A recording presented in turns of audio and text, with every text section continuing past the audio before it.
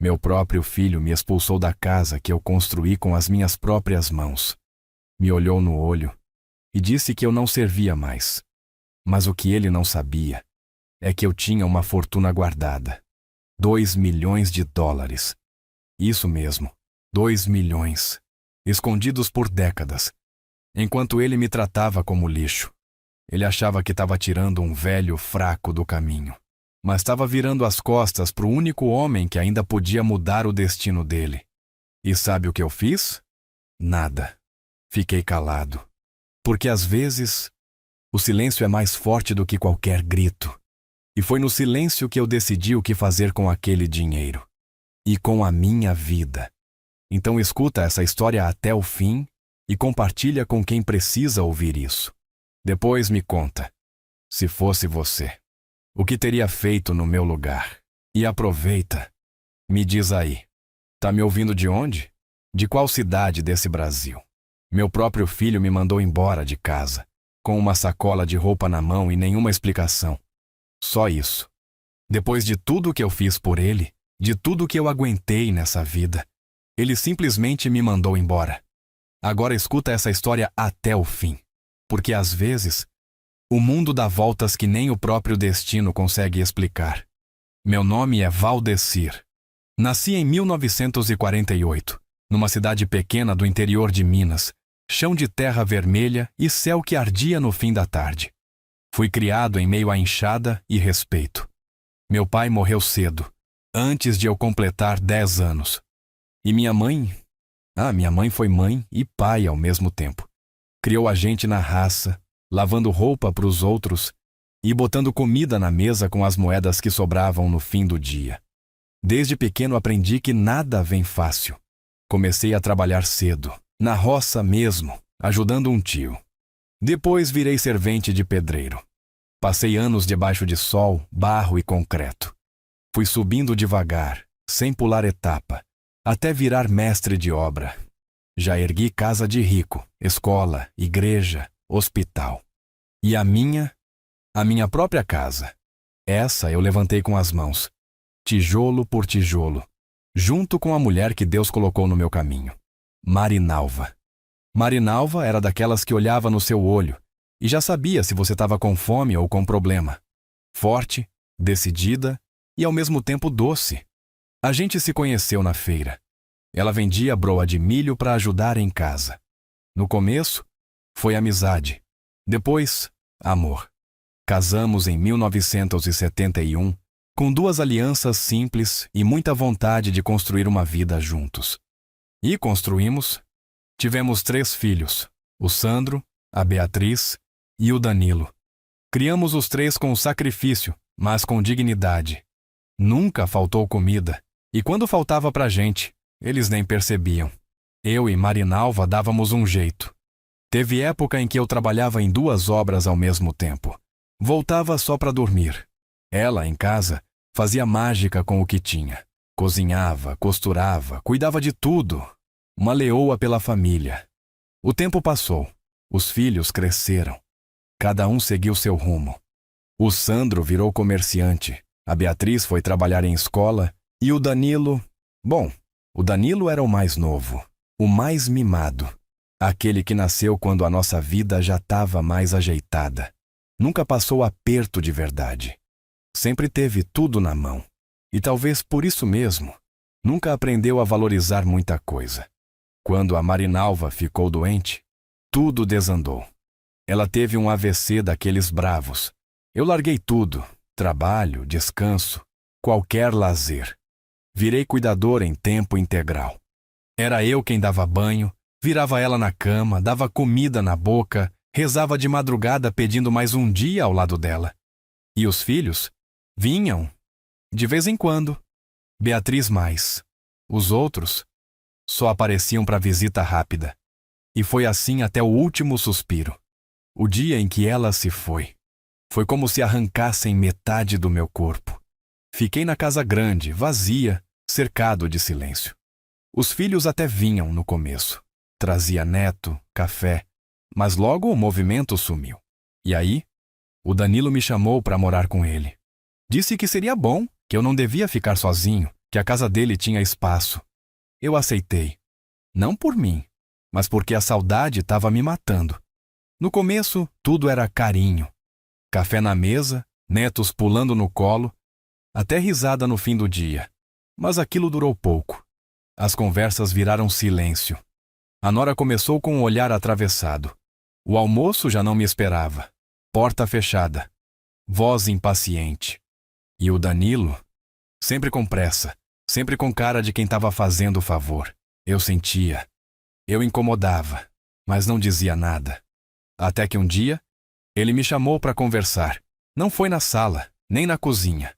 Foi na garagem, entre caixas e poeira. E ali, sem olhar no meu rosto, ele disse: Pai, aqui em casa tá apertado. A gente precisa de espaço. O senhor precisa encontrar outro lugar. E foi isso, sem raiva, sem briga, só abandono seco. Me deu uma sacola com minhas roupas e a porta se fechou atrás de mim. Fiquei ali na calçada, com a bengala de um lado e minha dignidade do outro. Peguei um táxi, fui para uma kitnet pequena, alugada com o que restava da aposentadoria. E ali fiquei, dias em silêncio, sem ver ninguém. Só lembrando da casa que construí, dos filhos que criei, da mulher que perdi. E me perguntando, onde foi que eu errei? Só que o Danilo não sabia de uma coisa. Ninguém sabia. Nem Sandro, nem Beatriz, nem a Marinalva soube. Durante muitos anos, eu guardei um segredo.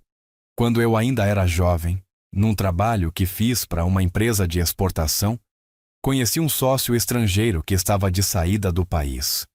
Ele estava enrolado com a justiça e confiou em mim para esconder parte do dinheiro dele até as coisas se acalmarem. Só que ele nunca mais voltou. E o que ficou comigo foi um cofre. Dentro daquele cofre, $2 milhões. Isso mesmo, 2 milhões. Um dinheiro que eu nunca mexi, que guardei quieto, sem contar para ninguém. Era minha segurança, meu escudo, meu último pedaço de controle sobre a vida. E quando meu filho me colocou para fora, eu podia ter contado, podia ter esfregado isso na cara dele, mas escolhi o silêncio. Porque às vezes, a vida se encarrega de ensinar. E eu ainda não joguei minha última carta. E é por isso que eu te pergunto, se fosse você, o que teria feito no meu lugar? Me diz aí. Essa história fez sentido para você também? E aproveita, fala para mim, de onde você está me ouvindo, hein? Eu lembro bem do cheiro da madeira daquela garagem. O chão era áspero, empoeirado. Enquanto meu filho falava que eu precisava sair, eu olhava para o canto, onde ele guardava ferramentas que eu mesmo tinha dado para ele quando se casou. Aquela caixa vermelha foi presente meu. E mesmo assim, ele falava comigo como se eu fosse um estranho. Um peso. Eu não respondi nada. Não consegui. Só fiquei parado. Nem raiva eu senti. Só um vazio. Um silêncio gritando dentro do peito.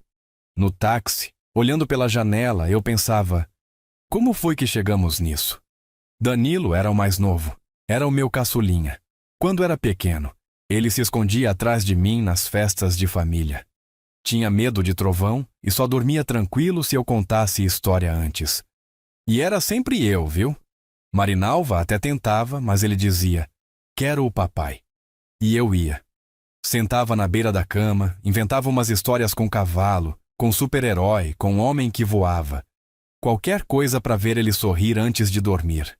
E agora, era o mesmo menino que me dizia, sem nem tremer na voz: pai, aqui não dá mais. A dor que isso deixa na gente não é grito, é silêncio. É o tipo de ferida que não sangra por fora, mas arde todo dia por dentro. A kitnet para onde fui era pequena, mas dava para o gasto. Uma cama, um fogão de 2 bocas, uma pia torta e um banquinho de madeira que range quando a gente senta. Eu ficava ali, olhando para a parede, escutando os carros passarem. Passava mais tempo calado do que falando. E o pior, sem ninguém para conversar. No primeiro mês, nenhum dos 3 filhos me ligou. Nem para saber se eu estava vivo. Nem para perguntar se eu precisava de algo. Nada. A Beatriz, que era a mais sensível, Ainda mandou uma mensagem seca no celular. Oi, pai, tá tudo bem? Eu só respondi, tá, e ela nunca mais perguntou. Ninguém sabia onde eu estava morando. Nem mesmo os vizinhos da antiga casa. Era como se eu tivesse sumido do mapa.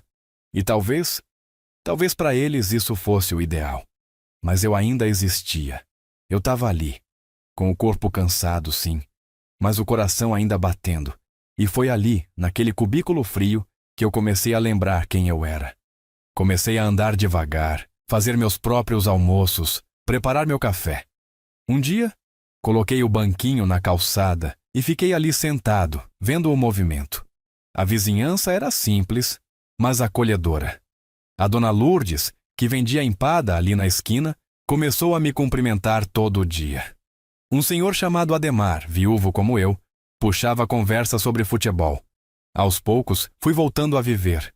Eu não dizia quem eu era, nem contava minha história, porque, sinceramente, ninguém acreditaria. E também porque aquilo era meu. A dor era minha. E o segredo também. O cofre, com os 2 milhões de dólares, ainda estava bem guardado, num local que nem adianta perguntar. Ninguém saberia onde procurar. Guardei como quem enterra uma parte da alma. Nunca mexi. Nem Marinalva sabia que ele existia. E eu sabia que não era a hora de abrir. Ainda não. Um dia, enquanto tomava café, me lembrei de uma coisa. Quando Danilo fez 10 anos, eu e Marinalva levamos ele num parque de diversão que tinha vindo para a cidade. Era caro. E naquela semana, o dinheiro estava curto. Mesmo assim, a gente deu um jeito. Eu vendi meu relógio. Um Omega velho, presente do meu pai. E levei o menino para andar na roda gigante. Ele riu tanto naquele dia, e quando voltou para casa, desenhou a gente no caderno da escola. Eu, ele e a mãe. 3 bonecos com as mãos dadas. E em cima ele escreveu: Meu herói é meu pai. Eu guardei aquele papel por anos.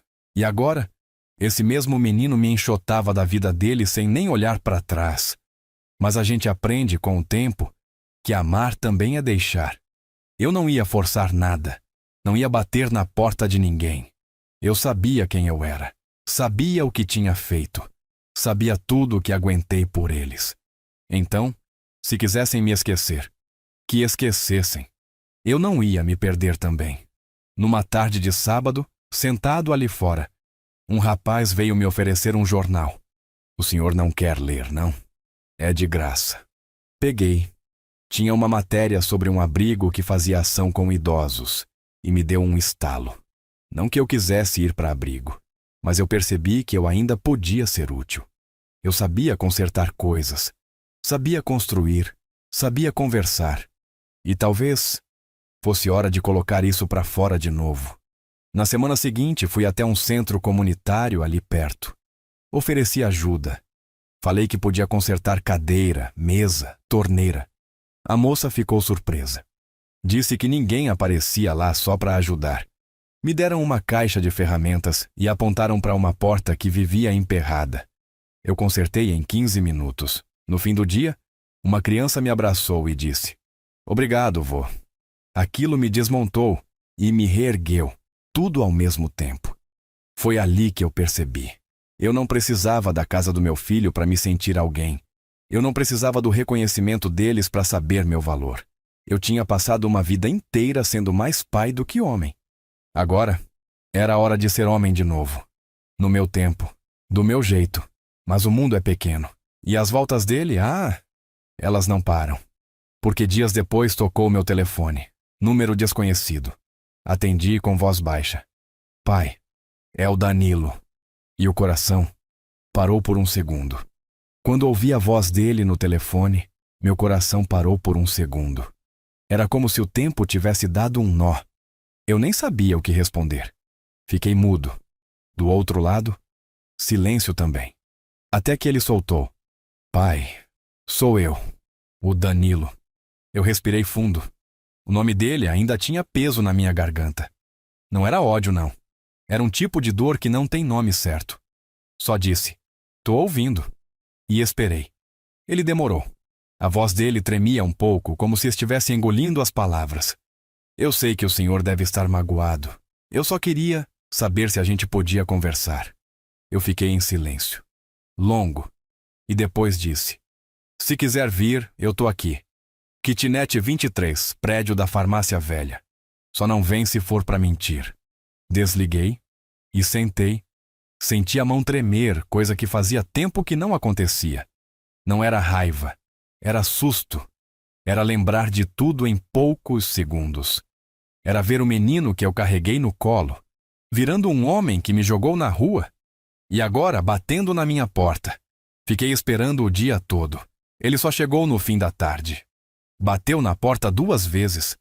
Quando abri, ele estava com a mesma cara de quando era pequeno e quebrava alguma coisa e não sabia se devia correr ou pedir desculpa. Ficamos uns segundos sem dizer nada. Ele entrou devagar. Olhou a kitnet. Viu a mesa com toalha velha, o fogão pequeno, as paredes sem quadro. Se encolheu na cadeira, como se aquilo tudo pesasse mais do que podia aguentar. O senhor tá bem? Ele perguntou. Eu só disse: tô vivo. O que já é mais do que eu achei que estaria depois daquele dia. Ele baixou a cabeça, apertava as mãos como quem segura o choro, e disse: eu errei, pai. Eu fui fraco. Eu me deixei levar pela pressão da casa, da minha mulher, do trabalho. Eu não soube lidar. Eu fugi. Aquilo me doeu, porque no fundo, era verdade. Mas também era tarde. Eu não disse que perdoava. Não disse que entendia. Só fiquei olhando ele ali, na minha frente, se desmontando. Ele parecia mais magro. Olheira funda. A roupa meio amarrotada. Não era mais o mesmo Danilo que me expulsou com o queixo em pé. Depois de um tempo, ele soltou o que devia estar preso na garganta. Pai, eu tô com problemas. Sérios. Tô pra perder a casa. O negócio deu errado. Dívida, banco, tudo. E eu não sabia pra quem correr. Eu ouvi tudo sem interromper. O homem que me tirou de casa agora me procurava porque não tinha mais pra onde ir. Ele não veio por arrependimento, não totalmente. Veio por desespero. E ali, naquele instante, eu tive que decidir. Agir com o coração ou com o ego. Eu olhei para ele e, por dentro, pensei no cofre. Pensei nos 2 milhões. Eu podia mudar a vida dele com uma palavra. Podia livrar ele de tudo com uma chave. Mas não, ainda não. Em vez disso, eu me levantei, peguei uma garrafa de café e enchi uma xícara. Pus na frente dele. Toma! Tá amargo, mas esquenta. Ele pegou. E pela primeira vez, em anos, a gente ficou em silêncio sem ser por raiva. Foi um silêncio de cansaço. De história demais, de palavras que não cabem mais. Ele ficou ali por 1 hora. Depois se levantou e disse: se o senhor não quiser me ver mais, eu entendo. Mas obrigado por ouvir. Eu respondi: eu não sou de jogar fora quem eu botei no mundo.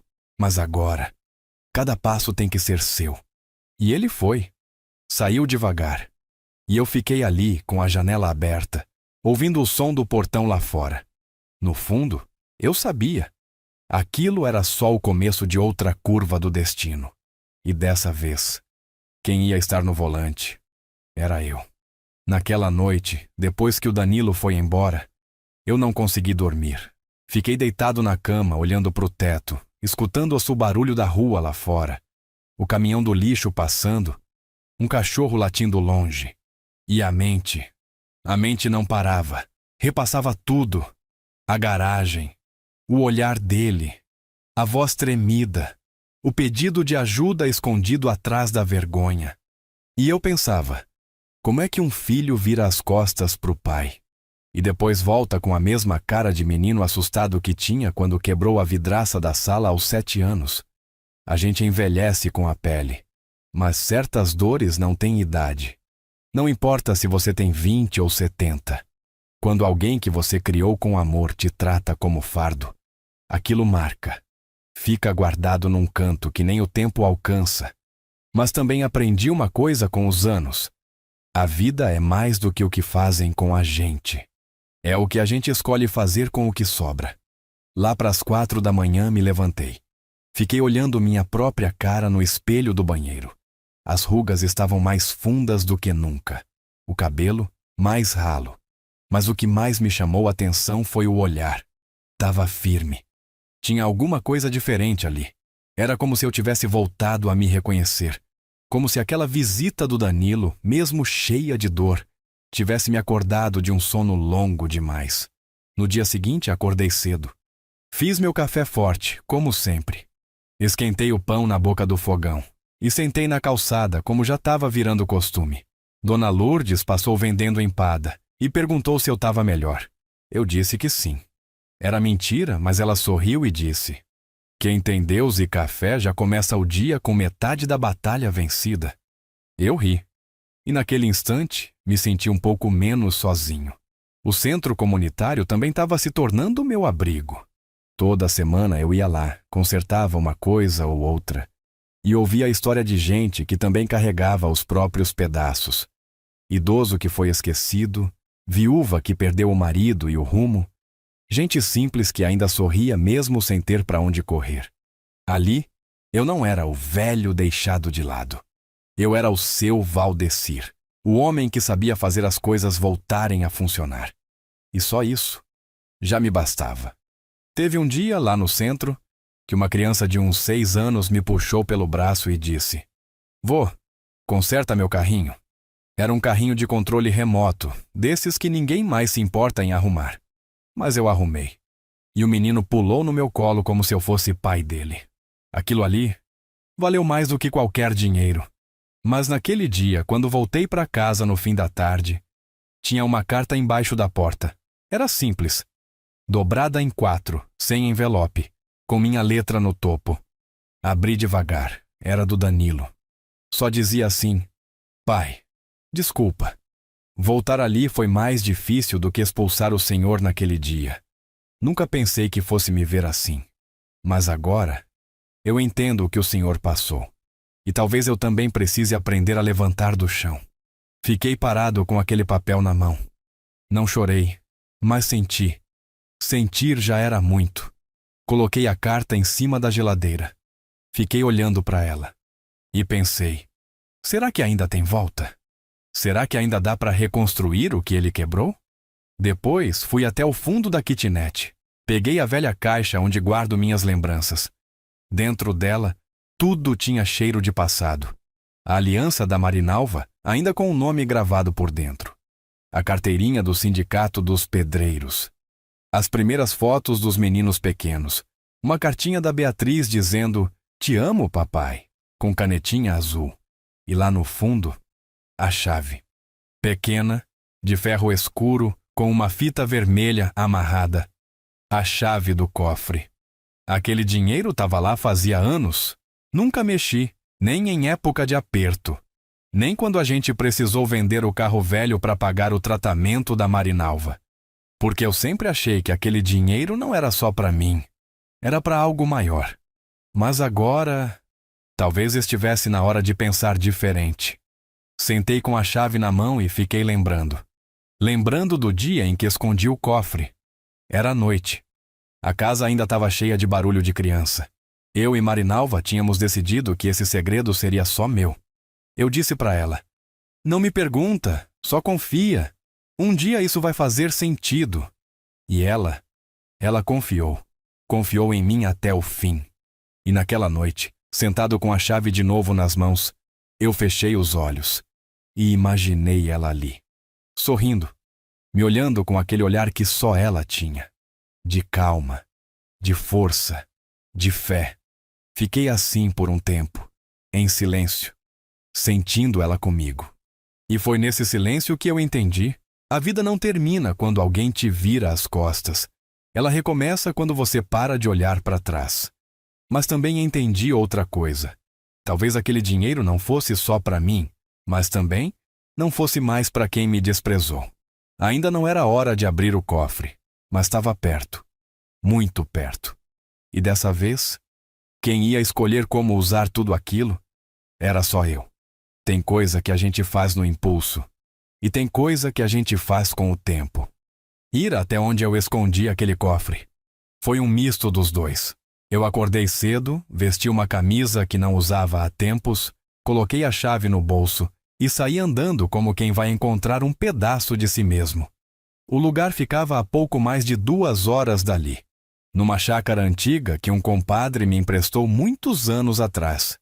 Ele já tinha partido faz tempo, mas a chácara continuava lá, meio esquecida, com mato alto e porteira rangendo. Entrei com calma. O cheiro de terra molhada me deu uma paz que eu não sentia fazia décadas. Aquele era um lugar onde ninguém gritava, ninguém cobrava. Só o vento falava e ele falava baixo. Atrás do velho galpão de ferramentas, sob uma laje de concreto que eu mesmo coloquei, estava o cofre. Ninguém imaginaria. Nem se passasse por ali 100 vezes. A jossa estava suja de barro, empoeirada, mas inteira. Coloquei a chave. Girei devagar. E o clique.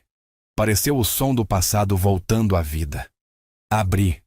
Dentro, estava tudo do mesmo jeito. Os pacotes de dinheiro embalados a vácuo, os papéis de procedência e uma carta que eu mesmo escrevi, anos atrás, no dia em que escondi tudo. A carta era curta. Se um dia tudo desandar, lembra que você nunca foi fraco. Só foi cansado. Fiquei olhando aquilo por uns bons minutos. E ali, sozinho naquele galpão, eu senti um negócio difícil de explicar. Não era orgulho, nem euforia. Era algo mais profundo. Uma espécie de paz misturada com poder. Eu não precisava mais provar nada para ninguém. Mas agora, eu tinha algo que ninguém esperava, escolha. Na volta, parei num bar antigo na beira da estrada. Tinha um senhor lá, lendo o jornal e tomando caldo de cana. Quando me viu, arregalou o olho. Valdecir? Rapaz, eu achei que você já tinha virado poeira. Era o Alencar, velho conhecido da época em que eu levantava prédio com as costas e 2 colheres de pedreiro. A gente se abraçou, riu, conversou como se o tempo não tivesse passado. E foi ele quem disse, sem querer: sabe, tem gente que acha que velho não serve para mais nada. Mas é no velho que mora o segredo da história. Aquilo bateu forte em mim, porque era verdade. Eles acham que a gente é só peso, só resto. Mas a gente carrega uma vida inteira nos olhos. E quem enxerga, entende. Voltei para casa com a cabeça cheia de ideia. Sentei, peguei papel, caneta e comecei a escrever. Um plano, uma lista, um caminho. Eu não ia simplesmente distribuir aquele dinheiro. Não era só sobre dar. Era sobre ensinar, sobre mostrar, sobre reconectar. Não era vingança. Era justiça com alma. E dessa vez, era eu que estava no comando. A primeira coisa que fiz foi ir até uma papelaria simples e comprar um caderno preto, desses com espiral enferrujando nas pontas. Nada de luxo. Mas quando abri na primeira página, a mão tremeu.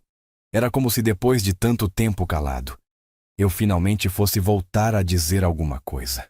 Escrevi no alto da folha, com letra firme: aqui começa o recomeço.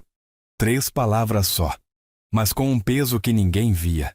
Peguei uma parte pequena do dinheiro, pequena mesmo, nem 1% daquilo que estava no cofre. Troquei em real com um conhecido de antigamente, que ainda mexia com câmbio discreto, gente que respeita silêncio e entende confiança. Guardei o valor em envelopes separados, com etiquetas. Eu sabia exatamente o que queria fazer. E aí veio o primeiro passo. Um depósito anônimo na conta do Danilo. Não um valor absurdo. Só o bastante para tirar a corda do pescoço. O suficiente para pagar 3 parcelas do financiamento da casa dele.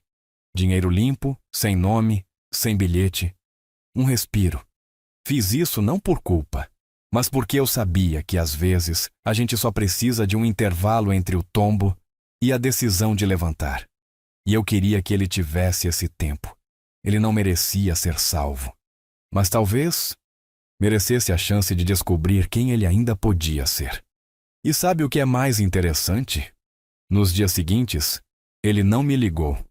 Não mandou mensagem, não veio atrás, nem para perguntar, nem para agradecer. Talvez tenha achado que era milagre do banco. Ou algum erro de sistema. Ou talvez tenha percebido. E se calado por vergonha. Vai saber. Mas para mim, aquilo já dizia tudo. Ele estava recebendo sem saber dar nome. E eu, dando sem precisar de rótulo. No mesmo tempo, comecei a me mexer por fora também. Fui atrás do Zeca, velho de bom coração, contador dos bons, e que já tinha visto muito homem grande quebrar por querer tudo para ontem. Ele morava numa casa simples, de muro baixo, igual a ele, sem ostentação, mas firme. Quando me viu chegando no portão, ficou com os olhos cheios. Valdecir? Pelo amor de Deus, me abraça aqui, homem. Entramos. A mulher dele estava costurando na varanda.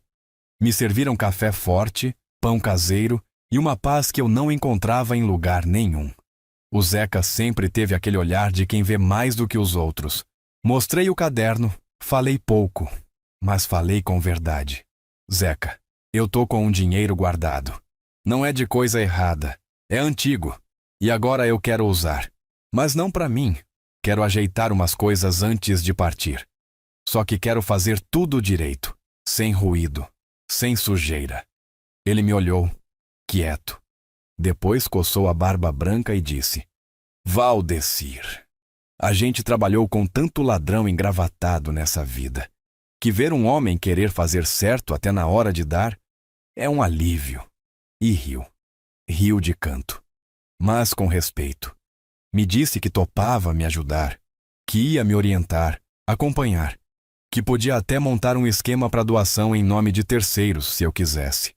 Eu agradeci com os olhos, e naquele momento vi ali mais do que um contador. Vi um amigo que o tempo não levou. Na volta, parei numa banca de jornal. Comprei um. Nem era para ler notícia, era pelo hábito, pelo cheiro do papel. Sentei num banco de praça. Comecei a rabiscar a segunda página do caderno. Escrevi 3 nomes: Beatriz, Danilo, Sandro. Embaixo, escrevi uma pergunta. O que cada um aprendeu com o silêncio? Fiquei um bom tempo encarando aquela pergunta, porque eu mesmo não sabia a resposta. Só sabia que eu não era mais o velho expulso. Era o homem que observava, que entendia, que agora tinha tempo e dinheiro, mas mais que isso, tinha consciência. Voltei para a kitnet com o sol se pondo, aquele laranja forte cortando os telhados da cidade. Entrei, coloquei o jornal na mesa, abri a janela, sentei na cama e, de repente, senti uma presença ali. Não era ninguém, mas era como se a Marinalva estivesse comigo. Como se dissesse: agora vai. Peguei o envelope que tinha separado para Beatriz. Era menor, mas feito com carinho. Dentro ia uma carta. Escrevi à mão.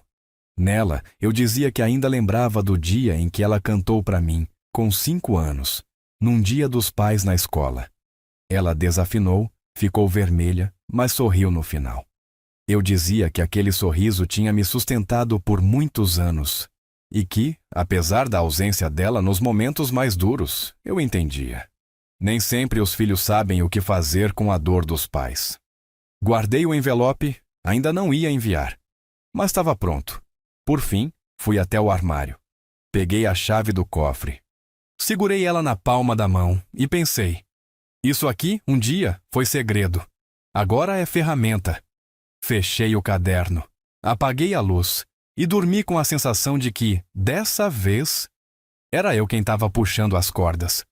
Os dias começaram a andar devagar, mas tinham peso. Parecia que cada passo agora fazia sentido. As manhãs ainda eram silenciosas, com café amargo e sol entrando pela janela. Mas dentro de mim, alguma coisa já tinha mudado. Eu não era mais o velho esperando notícia dos filhos. Era o homem que via as notícias acontecerem, sem precisar estar no centro. Começou com a Beatriz. Uma tarde recebi uma mensagem dela, simples. Pai, sonhei com a mamãe essa noite. Ela estava sorrindo, olhando para o senhor. Acho que ela está feliz. Li aquilo e respirei fundo, porque eu também tinha sentido isso dias antes, como se a Marinalva estivesse por perto, não em corpo, mas em presença, em intuição. No mesmo dia, Beatriz me mandou outra mensagem. Pai, chegou uma doação aqui para a escola onde trabalho. Anônima. Um valor exato para cobrir o conserto do telhado da quadra. Eu fiquei pensando, será? Eu não respondi. Não menti. Só deixei o silêncio dizer o que quisesse. Porque às vezes, o mais poderoso que a gente pode fazer é deixar o outro descobrir por si. Danilo, por outro lado, começou a ficar inquieto. Não me ligava, mas andava perguntando por mim. Um colega dele passou na região da minha kitnet e comentou comigo. Seu filho me perguntou se o senhor tá bem, mas não teve coragem de vir ver. Eu ouvi e guardei, porque orgulho é uma armadura pesada, e quem carrega sabe. Danilo não sabia se agradecia, se investigava, ou se fingia que não sabia de nada. Era um homem em conflito, e isso, para mim, já era um começo. Mas o que eu não esperava era a aparição de Sandro. O filho mais velho, o mais calado, o mais frio. Ele sempre foi de poucos gestos e muita lógica. Desde novo falava de negócio, de conta, de investimento. Morava em outra cidade, tinha loja, carro bom, vida feita. Depois da morte da Marinalva, foi quem menos apareceu. Mandou flores no velório e "Fica bem, pai", por telefone. E sumiu. Até que, numa manhã de quarta-feira, apareceu na minha porta. Camisa social, relógio de ouro no pulso, com aquele jeito de quem acha que tá sempre um passo acima do mundo. Bateu firme na porta. Eu abri e ele entrou sem pedir. Olhou a kitnet de cima a baixo e disse: "É aqui que o senhor tá morando?" Eu balancei a cabeça. "É." Sandro se sentou, mas não relaxou. Ficou reto, desconfiado. Aí soltou. "Tô sabendo que tem dinheiro aparecendo, na conta do Danilo, na escola da Beatriz. Coisa grande, e tudo sem nome." Eu fiquei calado. Ele continuou: "Pai, se o senhor tá fazendo alguma coisa, tem que me dizer. Isso pode dar problema, tem imposto, tem rastreio. Pode gerar complicação." Eu sorri por dentro, porque era típico dele. Preocupado com o papel, com o que podia ser dito, rastreado, formatado, mas não com o que era sentido.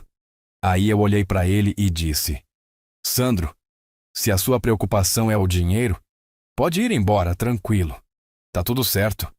Agora, se quiser saber se seu pai ainda sente alguma coisa aqui dentro, aí você vai ter que sentar e ouvir de verdade." Ele respirou fundo. Pela primeira vez, pareceu afetado. Não falou mais nada. Levantou, apertou minha mão e disse só: "Se precisar de alguma coisa, me liga." Saiu rápido e deixou o cheiro do perfume caro dele no ar. Naquela noite, abri o caderno preto de novo. Rabisquei na margem da página. Nem todo filho entende o valor do que não se vê. Mas um dia, todo silêncio vira eco. Fechei o caderno. Apaguei a luz.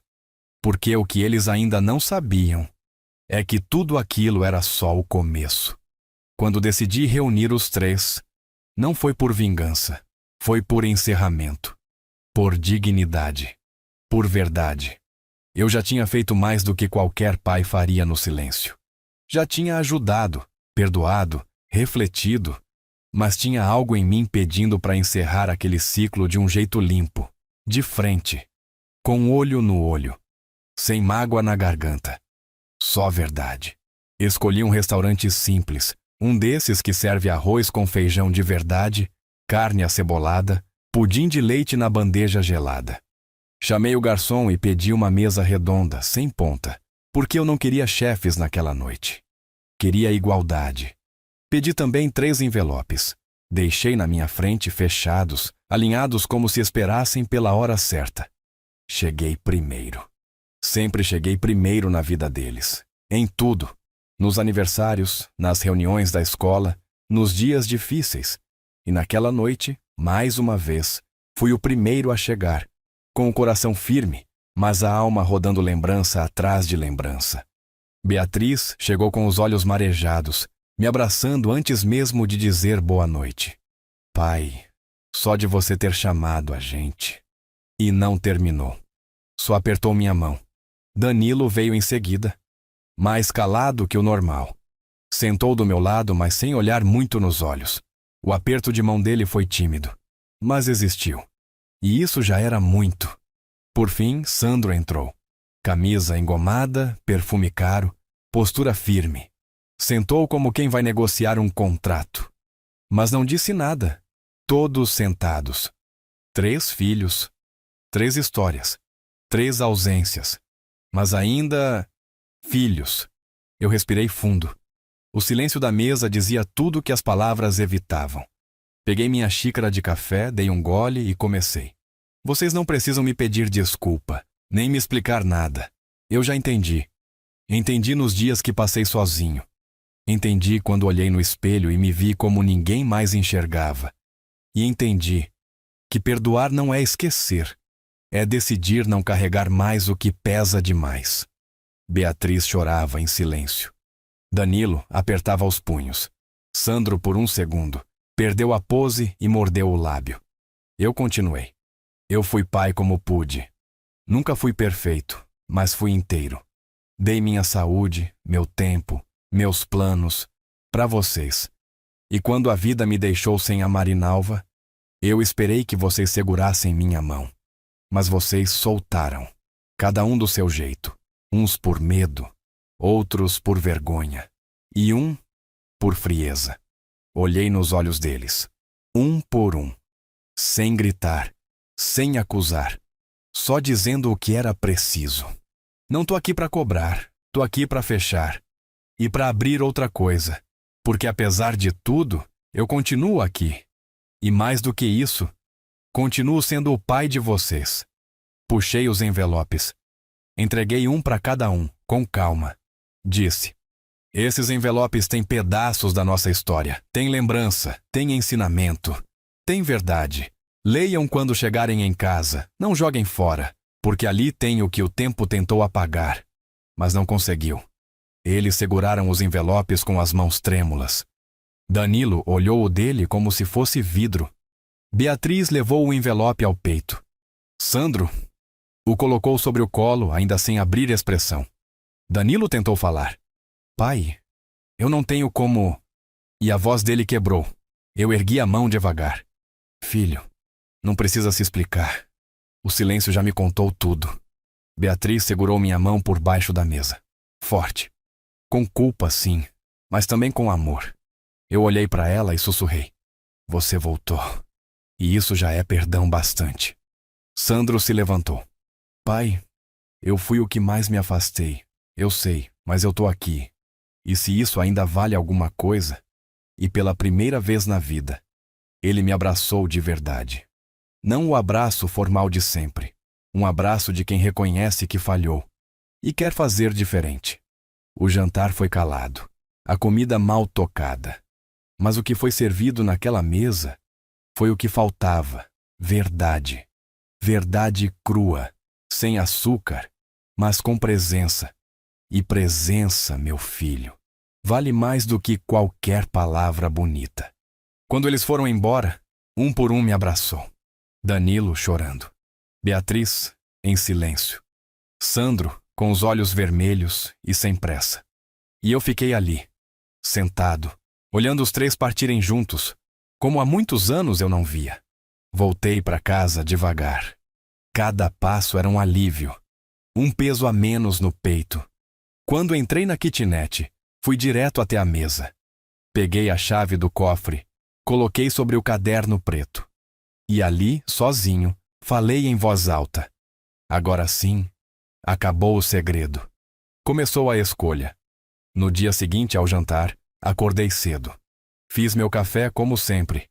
A luz da manhã entrava pela janela com aquela calma que só quem vive muito aprende a notar. Sentei na mesa com o caderno aberto, a chave do cofre do lado, e o envelope com a carta que escrevi para mim mesmo, anos atrás. Reencontrei um Valdecir mais novo ali, um homem que guardou silêncio para proteger, que escolheu esconder o que tinha, porque sabia que nem todo mundo entende o valor do que é conquistado com sacrifício. Eu li aquela carta de novo, e dessa vez, chorei. Não era choro de tristeza, era de alívio, de honra, de missão cumprida. Fui até o galpão mais uma vez, sozinho. Abri o cofre com calma, olhei para aquele dinheiro todo e senti paz, porque pela primeira vez eu sabia exatamente o que fazer com ele. Separei uma parte e doei anonimamente para o centro comunitário, onde consertei minha própria dignidade. Uma sala nova, equipamento, alimento. Dignidade para quem ninguém vê. Eles não sabem que fui eu. E nunca vão saber.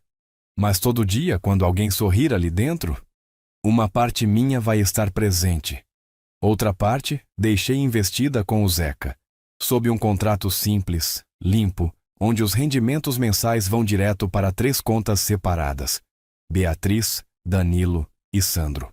Sem nomes, sem autoria, só como um gesto contínuo de cuidado. Mas o que deixei mesmo não foi o dinheiro, foi a carta. Cada envelope que entreguei naquele jantar continha algo que dinheiro nenhum compra: uma memória, um pedido, um aviso e uma promessa. Para Beatriz, escrevi: você foi meu colo quando nem sabia o que isso significava. Que nunca mais o mundo te cale, que nunca mais o silêncio te pese. E que você saiba, eu te amei do jeito mais simples, sendo o chão quando ninguém via. Pro Danilo, escrevi: filho, a gente só entende o amor do pai quando se vê no espelho dele. Eu fui espelho, mesmo trincado, mesmo ferido, e mesmo assim, continuei de pé. Agora é sua vez de refletir. Pro Sandro, escrevi: nem todo homem é forte por fora, e nem todo o sucesso é silêncio. Que você descubra a tempo o que realmente vale. Porque quando o tempo cobra, ele cobra sem piedade. E para mim mesmo, deixei a chave no caderno e escrevi a última linha. Nunca foi sobre dinheiro. Sempre foi sobre valor. Hoje, sigo morando na mesma kitnet, com a mesma paz e com menos peso nas costas. Meus filhos voltaram aos poucos, não como antes, mas de um jeito mais verdadeiro, sem pressa, sem personagem. E eu sigo aqui, não esperando, só existindo, e isso já é o suficiente. E é por isso, meu filho, que eu digo: nunca é tarde para recomeçar. Agora me conta, se fosse você, o que teria feito no meu lugar? E aproveita, me diz aí, tá me ouvindo de qual cantinho desse Brasil?